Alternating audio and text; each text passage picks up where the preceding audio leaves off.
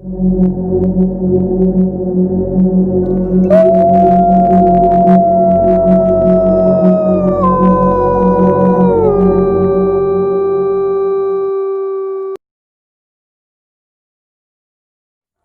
bijak selalu keluar dari para senior pecinta alam. Datang ke gunung atau mendaki gunung bukanlah sekedar refreshing untuk membuang semua masalah yang selalu membuat pusing, hingga melampiaskan dengan bersikap hura-hura dan tertawa bebas dan melakukan hal-hal yang sebenarnya tidak penting. Namun mendaki gunung adalah untuk bersilaturahmi kepada alam. Selayaknya seorang tamu, seorang pendaki harus selalu bersikap ramah dan mengikuti aturan yang sudah menjadi aturan si tuan rumah. Bagaimana juga di gunung bukan hanya milik pendaki, tapi ada mereka yang sudah sekian lama mendiami. Yuk kita tonton cerita ini sampai habis, karena bakal ada kejutan di akhir cerita.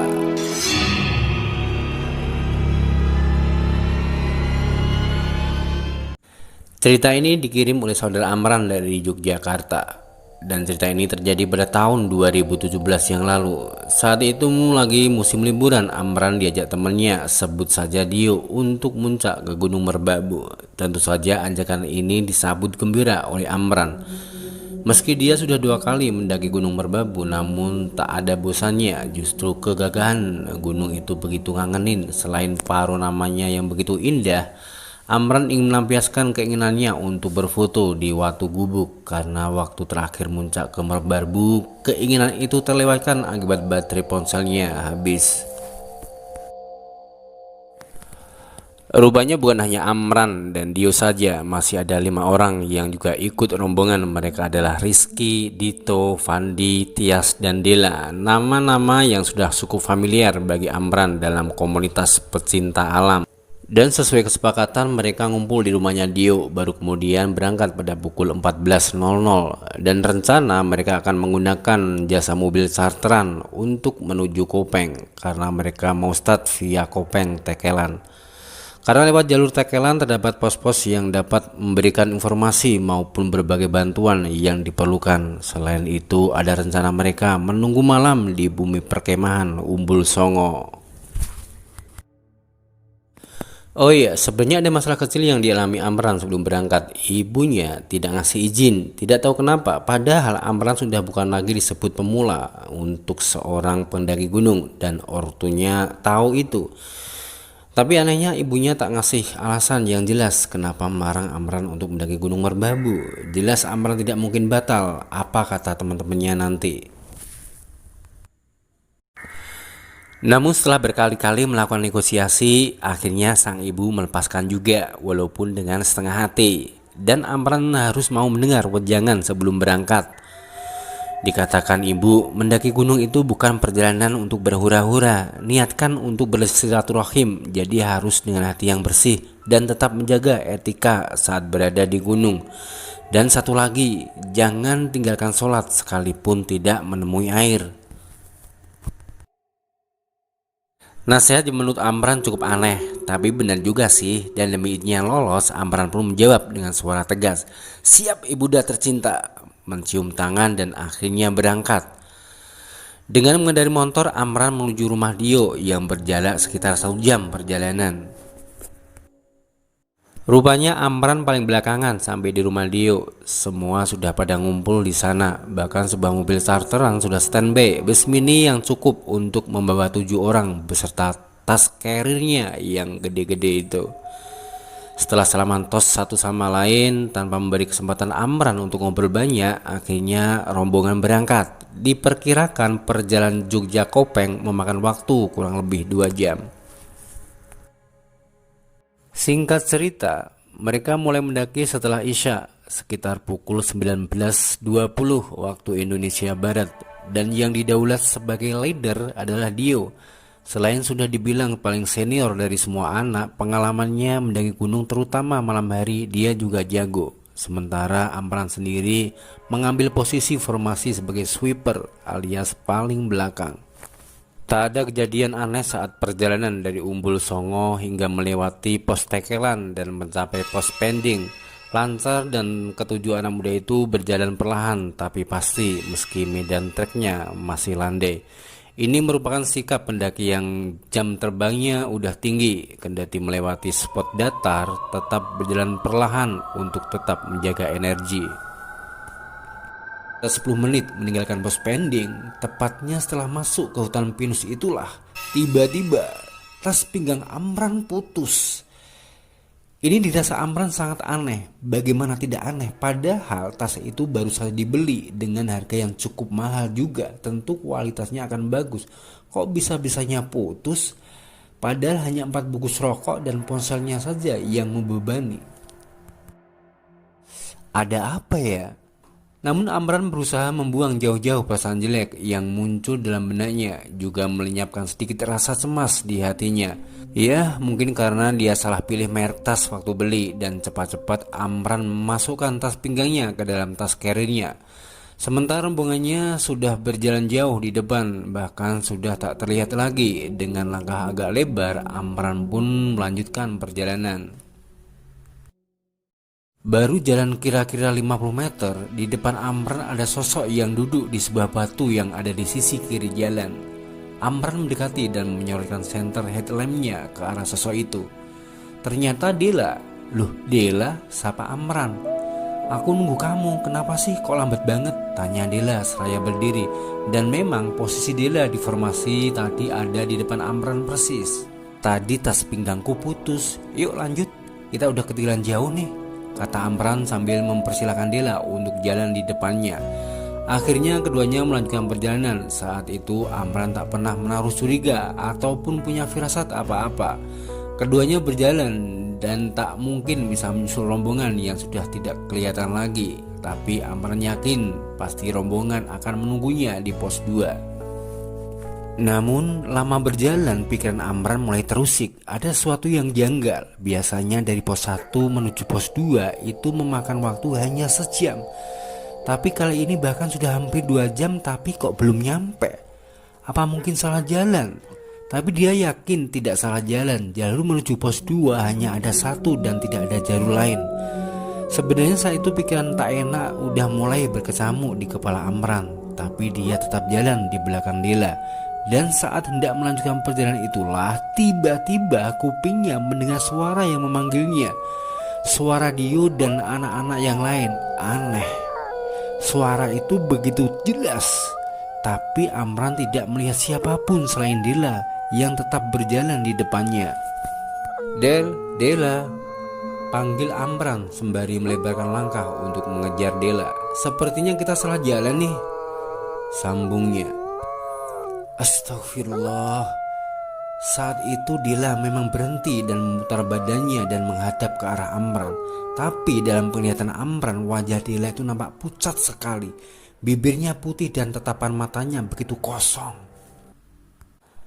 Kamu kenapa, Del? Kamu sakit? Tanya Amran, masih mencoba meyakinkan diri kalau gadis di depannya memang Dela. Enggak tuh, aku baik-baik saja. Ayo lanjut jalan. Kalau kita sering berhenti, nanti makin ketinggalan jauh sama rombongan, ujar Dela dengan suara datar.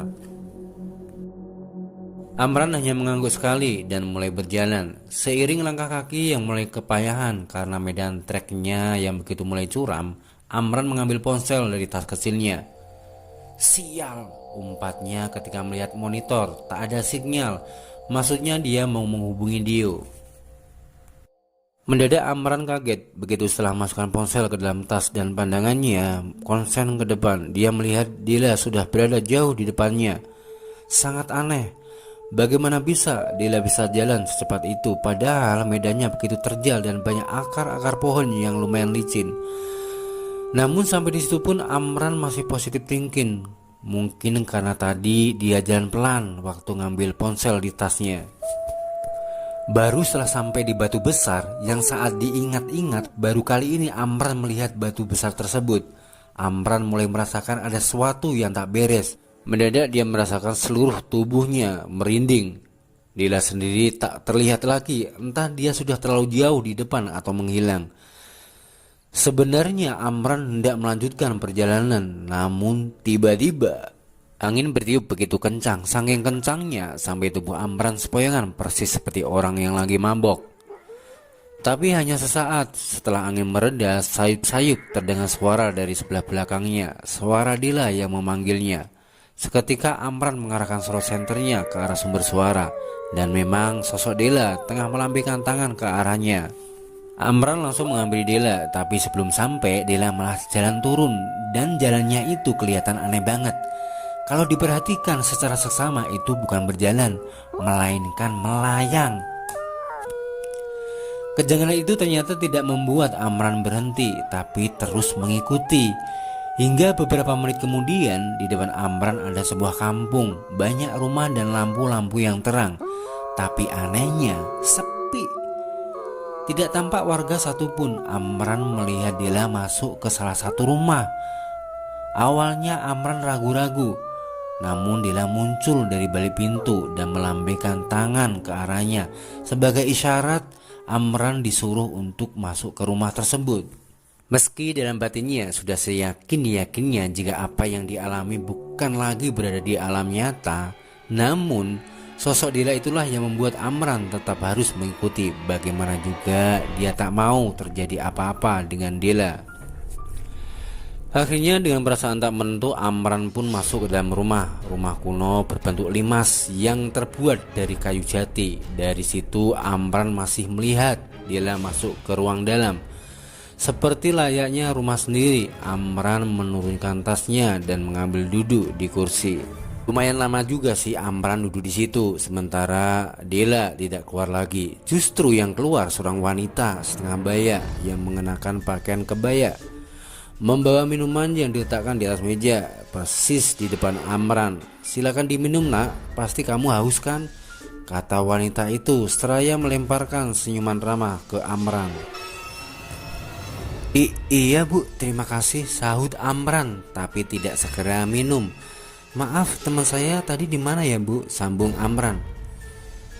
"Teman kamu yang mana nak?" wanita itu malah bertanya. "Yang barusan masuk ke rumah ini bu," jawab Amran. "Oh, yang ngajak kamu ke sini itu anak saya, namanya Ratri." "Loh, kok Ratri?" bisik Amran dalam hati. Saat itulah Amran mulai sadar sesadar-sadarnya jika wanita yang mengajaknya ke sini bukanlah Dela. Berarti wanita yang saat ini ada di depannya juga bukan manusia. Sebenarnya Amran sudah dihinggapi perasaan takut yang luar biasa, namun dia mencoba untuk bersikap biasa. Hebatnya dia, di saat hati yang sudah takut tak karuan, malah teringat cerita mistis tentang hantu wanita yang sering mengganggu pendaki yang pernah sempat viral di media sosial. Dan jujur saja nih, dia sebenarnya semangat ikut mendaki Gunung Merbabu karena penasaran dengan hantu itu. Dan entah berapa kali wanita itu menyuruh Amran untuk minum, tapi Amran selalu bilang, "Ya bu, nanti aja." Dan tiba-tiba Amran ingat nasihat ibunya waktu mau berangkat untuk tidak meninggalkan sholat ketika di gunung walaupun tidak ada air. Seketika dia beranjak berdiri dan tanya ke wanita itu di mana letak tempat wudhu. Wanita itu menunjukkan jika tempat wudhu ada di sebelah kiri rumah. Lantas Amran langsung pamit mengambil air wudhu. Baru beberapa langkah Amran berjalan, tiba-tiba angin bertiup begitu kencang, lebih kencang dibanding waktu di batu besar tadi. Bahkan tanah yang dipijak Amran seakan-akan terjadi gempa. Amran seperti kehilangan keseimbangan dan Amran merasakan kepalanya membentur benda yang keras hingga pandangannya gelap dan pada akhirnya dia tidak ingat apa-apa lagi. Begitu sadar, Amran melihat sudah berada di ICU rumah sakit. Ketika dia membuka mata, yang pertama dilihat ada seorang lelaki baya yang berpakaian serba putih. Dan tak lama kemudian dokter itu mengizinkan Amran untuk pindah ke ruang rawat inap. Di ruang rawat inap itulah Amran ketemu ibu, bapak, dan Dio, juga teman-teman yang lain. Mereka berada di luar ruangan dan Dio menceritakan kalau Amran menghilang selama 7 hari di Merbabu. Sontak Amran kaget bukan kepalang, padahal dia hanya beberapa saat saja nyasar di kampung gaib itu. Ternyata di alam nyata sudah 7 hari. Masya Allah, Dan Dio juga bercerita saat Amran ketinggalan itu, rombongan sebelahnya balik kanan dan mencari sampai memanggil-manggil. Dikatakan juga cukup lama rombongan mencari sampai akhirnya memutuskan untuk turun lagi dan minta bantuan ke tim keamanan yang ada di base camp. Baru 7 hari kemudian Amran ditemukan terkapar di lereng jurang dalam keadaan kepala berdarah akibat terbentur batu. Diam-diam dalam hati Amran mengucapkan syukur. Waktu itu dia tidak mau minum air yang disuguhkan sama wanita tua itu. Seandainya dia mau minum, mungkin moga cerita ini bisa menjadi pelajaran berharga buat kita semua, terutama buat para pendaki gunung, untuk tetap berhati-hati dan selalu berniat baik ketika mau mendaki gunung.